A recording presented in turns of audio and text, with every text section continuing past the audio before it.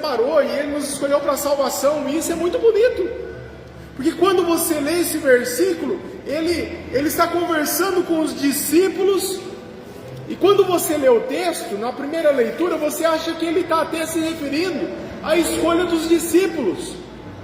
Olha só, voltando um pouquinho, João 6,70, puder projetar, Charles, João 6,70, diz assim: então Jesus respondeu: não fui eu que os escolhi os 12?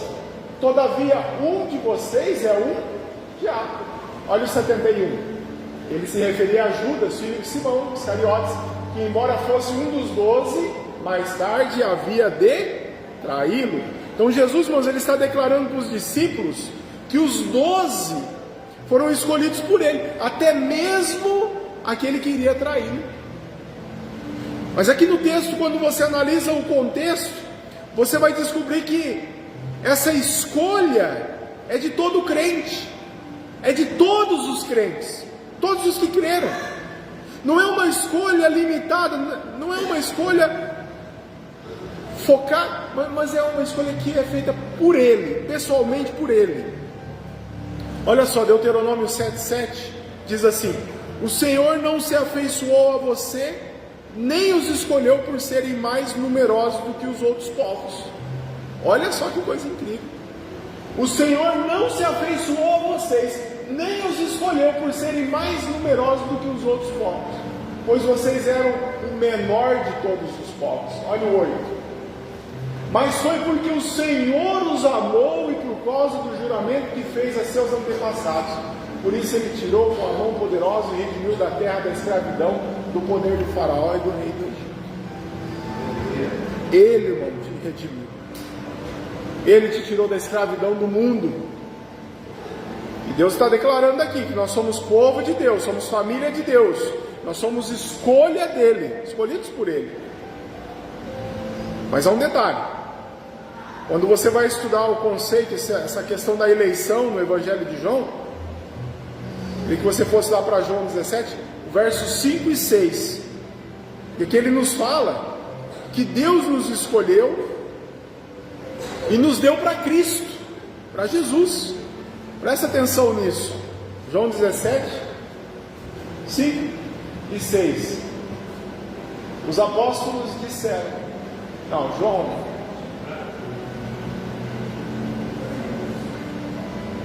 aí, e agora, Pai, glorifico-me junto a Ti, a glória que eu tinha contigo antes do que o mundo existisse. Olha o 6. Manifestei o Teu nome aos homens, que do mundo me destes, eram Teus, e Tu mos deste, e guardaram a Tua palavra. Eu revelei Teu nome àqueles que do mundo me destes. Jesus, ele revelou o nome de Deus àqueles que do mundo Deus deu para Jesus. Eles eram Deus, ou seja, pertenciam a Deus. Tu os destes a mim, Deus deu para Jesus, e eles têm obedecido a Tua palavra. Então, irmãos, você vê que Deus está declarando aqui que nós somos povo dele, separado por ele, que ele nos concedeu para Jesus. Está vendo a grandiosidade do sentido da escolha de Deus? Ele nos escolheu, nós existimos, e ele nos fez vaso. Sabe como o oleiro quando faz ali o vaso na mão do oleiro, e ele faz o vaso, e tem uma coisa incrível nos vasos. Hoje a Márcia mostrou assim, amor, olha que bonito isso daqui. Aí eu olhei assim, e estava meio de longe assim no sofá. Aí eu falei assim, é um cestinho? Né? Pensei que era um cestinho de lixo. Estava sem óculos, né? Aí a Márcia falou, não, amor, é um bule. Aí eu peguei o celular, olhei e falei, tá aqui, ó, tem a alça, tem a... Sabe o que é isso, irmãos? É quando Deus ele faz algo, quando o oleiro ele faz indignado. Tem coisas que é feito para você colocar o chá, para você colocar o café, é um bule. É uma forma. Às vezes é um vaso para você colocar de enfeite. É diferente. Você não vai pegar ali o bule e vai colocar flor dentro com enfeite, vai. Fica chique, pastor. Que brega, né? Já viu algum lugar assim? Já viu, Rose? Coloca a flor dentro do bule. Mas é o vaso que é para pôr flor. Cada coisa é feita. Assim, irmãos, como cada vaso ele tem ali uma intenção quando o oleiro faz, Deus, quando Ele te criou, Ele te fez, Ele te criou para algo nesta terra. Não foi simplesmente para o acaso ou para aquilo que você escolha. Não, Deus te separou para algo. Deus te separou porque Ele te criou já com um propósito na sua vida. Por isso que os pais nos disseram, qual que é o fim principal do homem? O fim principal do homem é glorificar a Deus, e nós vivermos uma vida junto de Deus. E Jesus ele diz assim, não fosses vós que escolhesses a mim, pelo contrário, eu vos escolhi a vós outros. Então, irmãos, Deus ele nos escolheu e define para mim e para você que nós somos criados por Deus para existirmos para Deus. Nós somos de Deus, e a nossa vida tem sentido e tem propósito em Deus. Por que tem muita gente hoje que busca algo lá fora exaustivamente e nunca acha o que está procurando? Porque essas pessoas elas não conseguem encontrar o porquê que elas foram criadas nesta terra. Porque nós somente vamos ter essa noção quando nós sabermos, entendermos e vivermos para Deus, em Deus, com um propósito de Deus. Então, irmãos, você não nasceu porque a sua mãe esqueceu de tomar um anticoncepcional. Você nasceu porque Deus ele quis. Quem que morreu ontem? Todo mundo sabe, né? Só fala isso agora, né? Júlio Santos morreu. O Senhor Deus deu, o Senhor Deus tomou. Aquilo que o Márcio falou. Tenha dinheiro, não tenha dinheiro, mais do que ter dinheiro é ter propósitos. Propósitos. Nossos dias, eles são contados, irmão. Contados. A nossa existência, ela está na mão de Deus. Todos os nossos dias estão na mão de Deus. A segunda lição é que Jesus nos ensina que Ele nos escolheu e nos designou. O que quer dizer? O que diz? E vos designei. Para que Ele designou? Para que vades e deis fruto, e o fruto permaneça. Então, irmãos, a nossa existência é a escolha de Deus. Deus te escolheu, te separou, Ele te colocou nessa terra com um propósito. Ele te ganhou. Você conhece a verdade. Agora é o propósito dele que você leve essa verdade, que você transmita essa verdade.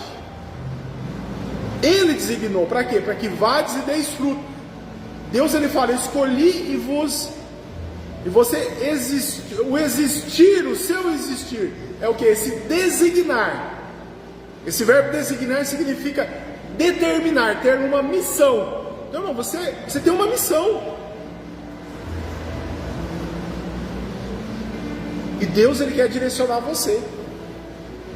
Você tem um alvo, você tem um propósito. Não sei qual que é o seu alvo hoje, qual que é o seu propósito hoje, mas Deus te deu um alvo. Deus tem um alvo para você, um propósito para você.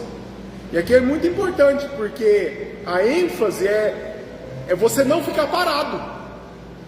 É essa a questão. Eu vos designei para que vades. É o ir, é o falar, é o pregar. Então, irmãos, a vida que Deus nos deu não é uma vida para que nós tenhamos uma vida de ação. Não é uma vida para você ficar parado. Então vai e fala de Jesus. Vai e fala do Evangelho, as boas novas, irmão. Então, o irmão fica lá no centro, lá entregando os panfletinhos. Eu acho engraçado, porque eu não pego um panfletinho dele que seja de boas novas. É só porrada, irmão. É só chicotada. Pensa nos panfletinhos nervosos que o irmão entrega lá. Está fazendo a obra, mas não é isso, irmãos. O Evangelho, ele é o que? São as boas novas, é uma palavra de vida. Não é para você ganhar a pessoa pelo medo, é pelo amor, é pela sua vida, é de acordo com os testemunhos que você dá. Por isso que a gente tem que tomar cuidado, porque é aquilo que eu falo, as pessoas lá fora, ela não lê Bíblia, o mundo não lê Bíblia, as pessoas do mundo, elas leem você, ela lê a sua vida, ela vai entender de Jesus por você, pela sua vida. Por isso nós temos que tomar cuidado como nós vivemos a nossa vida. E aqui eu quero chamar a tua atenção, porque ele fala assim, ó, vá e dê frutos. O que significa essa palavra frutos? Se você pegar o contexto, vai aparecer no versículo 2, 4, 5, versículo 8 também nos fala sobre fruto. O fruto aqui é um significado de produtividade. Significa que nós estamos em Cristo, que é a doutrina ensinada aqui, e nos fala sobre os ramos, porque o fruto, ele está ligado a quem? A árvore. E nós somos os ramos que estão ligados na árvore. Nós somos os ramos que estamos ligados à videira. Então os frutos nossos, que nós concedemos através da palavra de Deus, ela só vem porque nós somos ligados a Cristo. Nós somos os ramos da oliveira. Nós somos a oliveira brava. Sabe o que é a oliveira brava, irmão? É a oliveira que não produz. Mas quando você pega a oliveira brava e você enxerta ela na oliveira verdadeira, ela produz bons frutos. E nós somos essa oliveira.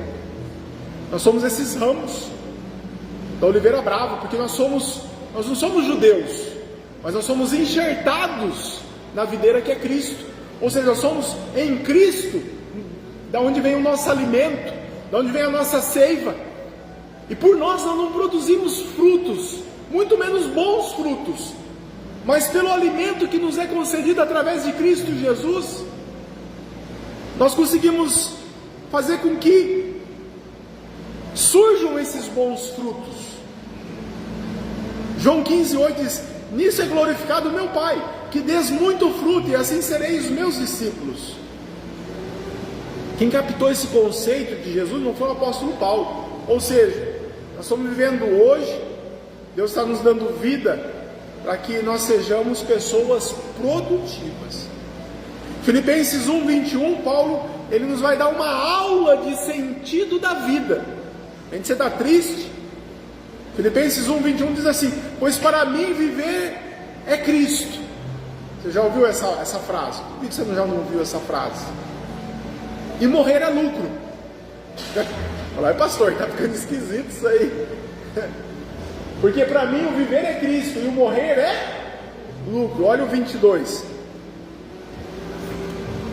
Caso continue vivendo no corpo, terei fruto do meu trabalho, e já não sei o que escolher. O que Paulo está falando aqui? Ele está falando assim: estou vivendo, mas eu sei o que me espera. Eu sei de onde eu vim, eu sei o que eu estou fazendo, eu sei para onde eu vou. E diante de tudo isso daqui, eu sei que o morrer para mim é lucro. Por quê? Ele sabia que quando ele morresse, ele ia para onde? Para junto do Senhor. E ele estando junto do Senhor, isso é lucro. Olha só o entendimento que ele tinha, a maturidade espiritual que Paulo tinha. Só que daí ele diz uma coisa interessante: caso continue vivendo no corpo, terei fruto do meu trabalho, e já não sei o que escolher. Ou seja, irmão, quando nós estamos vivendo a boa, perfeita e agradável vontade de Deus, que Deus escolheu para nós fazermos nessa terra, Paulo fala que ele já não sabe mais o que escolher, porque ele estando aqui fazendo a boa, perfeita e agradável vontade de Deus, está colocando uma balança o fato dele ir para a glória, que era lucro. Então, irmãos, você viver essa vida em Cristo é como você viver na glória com Deus, desde que você nessa vida viva a boa, perfeita e agradável vontade do Senhor para a sua vida. Aleluia! Você está triste com a sua vida? Viva a boa, busque a boa, perfeita e agradável vontade de Deus. Porque aí você vai viver nessa terra como na glória com o Senhor. Você já vai começar algo aqui que vai ter continuidade lá. Nos fala sobre um reino quando nós morrermos. Um reino com Cristo Jesus. Porque Ele nos chamou para reinar. Está lá, Apocalipse 21. Só que esse reino, irmão, ele pode começar hoje. Aqui, nessa terra. Nessa vida. O reino de Deus ela já começa aqui. O Senhor nos separou, irmãos, para esse reino. E nisso o Pai é glorificado. Nisso o Pai é glorificado. Nós temos que tomar cuidado com isso. Nós temos uma vida frutífera. O sentido da vida é produzir frutos. E aqui, irmãos, se nós pegarmos essa metáfora do fruto da Bíblia, a gente vai entender que o louvor é o fruto dos lábios daqueles que confessam o nome do Senhor. E por vezes o fruto é a virtude do Espírito Santo, o caráter de Cristo sendo reproduzido na nossa vida. Isso são frutos. Também são frutos. Você vai encontrar fruto como um resultado de trabalho. Eu acho fantástico aqui, porque os comentaristas, comentando esse versículo, eles falam sobre um fruto que permaneça, um resultado que permaneça. Irmão, tudo que você fizer aqui nessa terra repercute pela eternidade. E eu te falo, tudo que você fizer aqui, irmão, faça com a eternidade embutida naquilo que você está fazendo. Você vai trabalhar? Coloque a eternidade no seu trabalho. Você vai andar de carro, passear? Coloque a eternidade naquilo ali. Você vai pedir algo para Deus? Escuta isso aqui. Peça algo para Deus e coloque a eternidade, porque Deus é eterno. Deus ele não se apega a coisas momentâneas. Deus ele se apega a coisas eternas. Então você quer ter algo mais na sua vida? Busque essa questão da eternidade em Deus, em tudo que você for fazer. Atenda bem as pessoas, para que as pessoas vejam. Por exemplo, vai trabalhar, você trabalha com atendimento, atenda bem as pessoas, a ponto das pessoas, naquilo que você faz, elas vejam Cristo. Mas por que esse cara é diferente assim?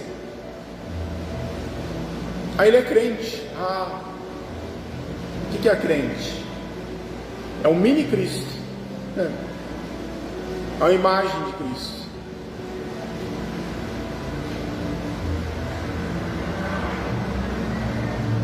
O que você tem vivido? O que você tem buscado? Não é viver a vida pela vida. Não é, irmão. É você viver a vida como um presente de Deus. E as pessoas verem isso, que a sua vida é um presente de Deus, que você vive a vida como um presente de Deus. Você quer ver você prosperar? Seja grato por tudo, principalmente pela sua vida. A gente não é grato pela vida. Porque se eu tivesse cabelo longo, porque se eu tivesse cabelo mais comprido, se eu tivesse cabelo mais curto, se o meu cabelo não fosse cacheado, fosse liso, se o meu cabelo não fosse liso, fosse cacheado, nunca tá bom. Mas se eu não tivesse essa barriga, esse tanquinho, sabe? Seja grato, irmão, pela sua vida. Cuide do corpo também. Deus nos deu corpo, alma e espírito. A alma, nós estamos lutando para aperfeiçoar, matando a nossa vontade, nossos desejos, nossas emoções. O espírito já está salvo, que é pelo sacrifício de Jesus. E tem o corpo você tem que cuidar também. Deus nos deu os três: corpo, alma e espírito. Às vezes a gente cuida tanto do espírito, luta tanto contra a alma, briga tanto, esquece do corpo. Tem que cuidar do corpo também, senão vai dar problema. Você não vai conseguir fazer a obra, como Paulo fala, adequadamente. Por quê? Porque o corpo já não ajuda. E nós vivemos essa vida de acordo com o propósito de Deus, de forma que as pessoas possam ver você. As pessoas te veem. Você é luz aonde você está. palavra nos fala sobre essa questão de nós sermos luz. Como João Batista. João Batista, acho que foi muito interessante, porque quando ele morreu, se falava assim: não era a luz. Porque João Batista, ele não era a luz. Alguns momentos até as pessoas, elas pensavam, né, que João Batista era a luz. Mas ele não era. E aí quando ele morreu, falava: não era a luz, mas, escuta bem isso, veio para testemunhar a luz, que é Jesus. Não sei se a gente pode dizer isso, mas já pensou quando você morrer?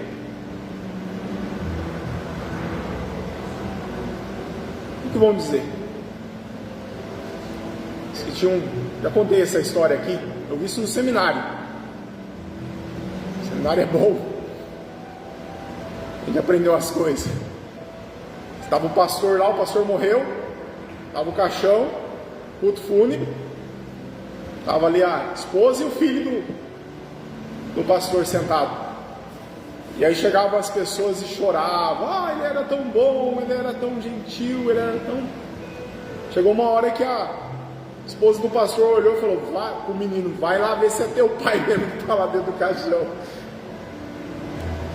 Como que você é aqui, como que você é na sua casa? Como que você vive a sua vida? Será que quando você morrer lá no seu... É lápide que fala, né? Na lápide poderia se escrever: não é a luz, mas veio para testemunhar a luz, que é Jesus? É sério isso aqui. O que nós estamos fazendo da vida que Deus nos deu? Que é dele, na verdade. Temos que pensar isso. Vamos pensar isso. A maior tristeza, vou chegar no final, olhar para a vida e dizer: eu não tenho legado, não tenho produtividade nenhuma. O que apresenta-se diante do Senhor? Chegar de mãos vazias? Irmãos, que nós possamos ter uma mente cativa e obediente a Deus.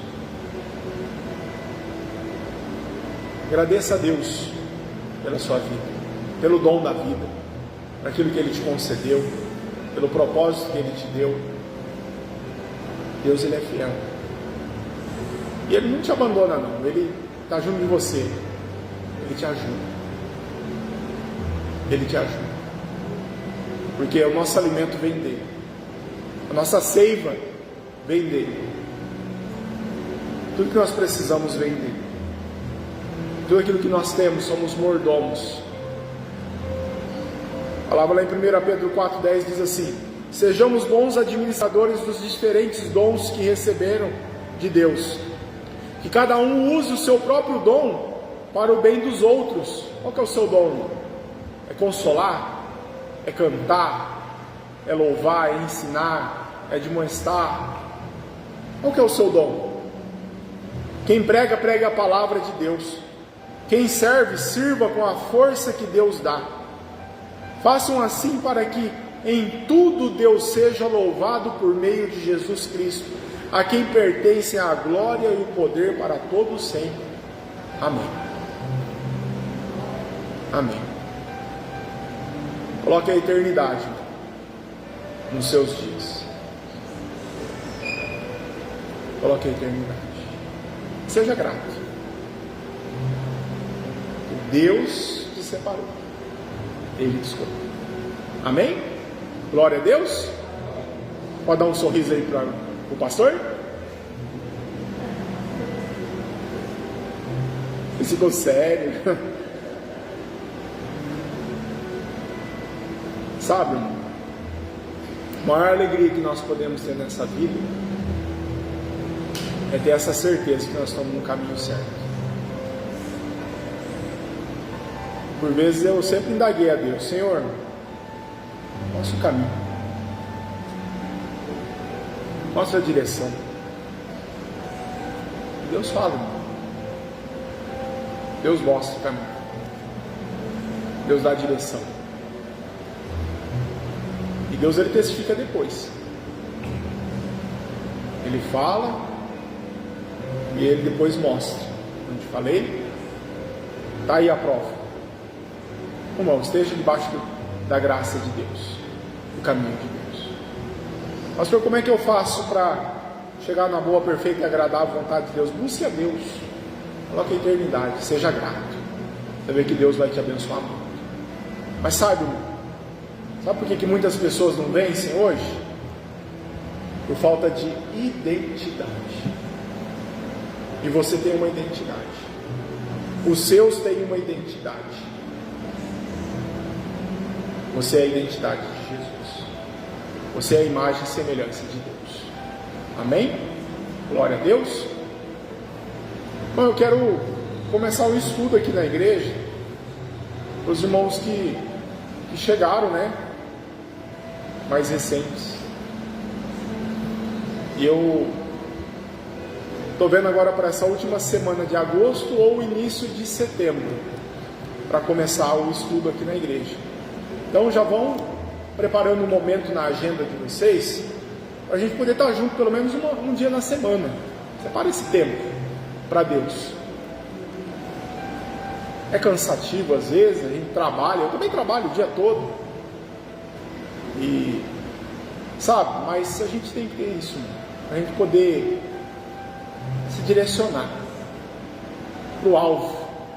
Então você que está aí e fala, pastor, eu quero aprender um pouco mais do Senhor, vai ser mais certo agora, primeira semana de setembro. Que dia que é a primeira segunda-feira de setembro?